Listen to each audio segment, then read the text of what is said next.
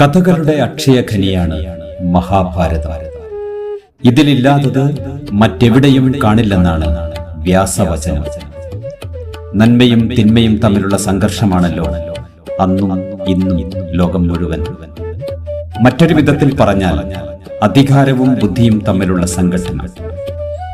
ഒരിക്കൽ ഉറ്റ സുഹൃത്തുക്കളായവർ ബദ്ധവൈരികളായാൽ അവർക്കിടയിലെ സംഘർഷം എന്ത് ഫലങ്ങളാണ് ഉണ്ടാക്കുകയെന്ന് സങ്കല്പിക്കാനാവില്ല.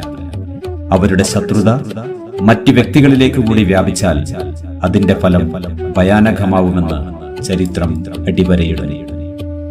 രാജകുമാരനായി ജനിച്ചിട്ടും സ്നേഹസമ്പന്നനായ ദ്രുപദന് സുഹൃത്തായി ലഭിച്ചത് ഒന്നുമില്ലായ്മയിൽ നിന്നും വന്ന മുന്നിക്കുമാരനായ ദ്രോണനെയാണ്. അധികാരമാണ് മറ്റെന്തിലും വലുതെന്ന് ചിന്തിച്ച ദ്രോണൻ അധികാരം സമ്പാദിക്കാൻ എന്തിനും ഒരുക്കമായിരുന്നു. അവർ തമ്മിൽ ശത്രുക്കളായപ്പോൾ അവരുടെ ശത്രുതയെ ഏറ്റുപിടിക്കാനും ധാരാളം പേരുണ്ടായി. ഒടുവിൽ അധികാരവും ശക്തിയും ഒത്തുവന്നപ്പോൾ ദ്രോണൻ പ്രതികാരത്തിനിറങ്ങി.